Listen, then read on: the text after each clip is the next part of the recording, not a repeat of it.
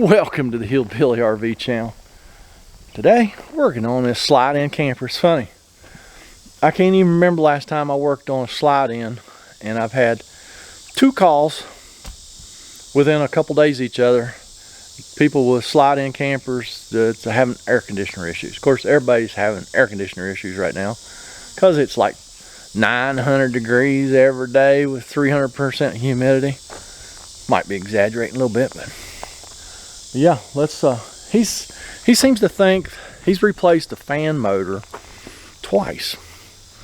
The original one was getting a bad bearing, making a lot of noise. The other one was doing something else, so he got a third motor, put it in there, and now he says the compressor wants to short cycle. So I don't know. He went to go get the keys, because actually we went in there and there's no DC power in the coach at all. So we're gonna figure that out real quick, and we're gonna see what's up with this air conditioner. We were having, we didn't have any DC power in the coach. Gentleman just put new batteries in this thing last week, and couldn't figure out why we didn't have any DC power. Found the battery disconnect. It was on, and pulled the cover off the converter, started doing some checking. Was getting some weird readings. Remember, we weren't getting anything out of the converter as far as DC, and I was checking the AC side, and I found the issue. Let me show you what happened. This is a brand new building.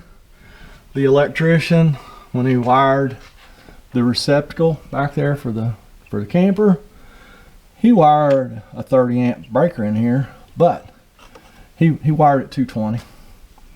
So sending 220 volts into the camper, which is never good. I mean, this is easy. This is easy to fix. We'll leave the black wire right where it's at. Take the white wire off and put it down here on the neutral bus bar. And we're only going to be using one side of this breaker. So we'll put 30 amps of 110 power back there to the receptacle. Then we got to go inside and see what all's blowed up in the camper. So yeah, let me fix this real quick. Like I said, just pull that neutral off, put it down there where it belongs, and that's fixed. All right. Well, since we got the power issue straightened out, let's see what the microwave's got to display. Let's see if it makes noise. Makes noise.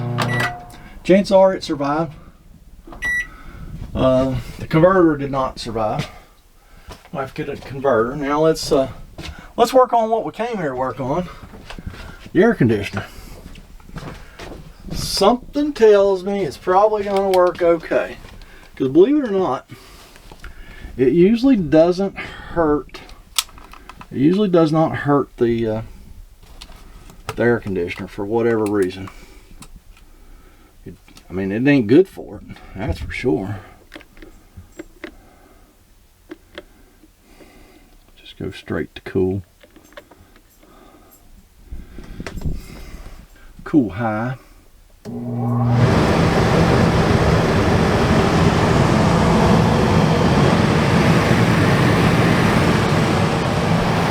We will give that a few minutes and see if it cools.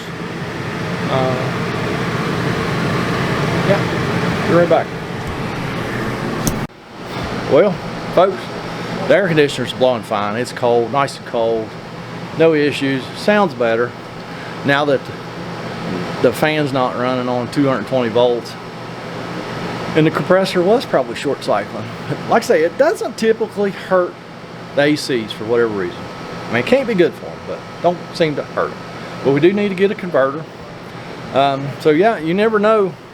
I was coming down here to work on an air conditioner, and it ended up working on electricity and a converter. You never know. But really nice Lance slide-in camper. So we just don't see many of them in our area, but they're super nice, and they're not all that hard to work on. They're a little bit compact, but they're not as bad as a Class B motorhome. So yeah, so let's move on. Y'all move on. Leave me a comment, criticism, concern. I am going to go up the road and fix probably a couple more, so we'll catch y'all later.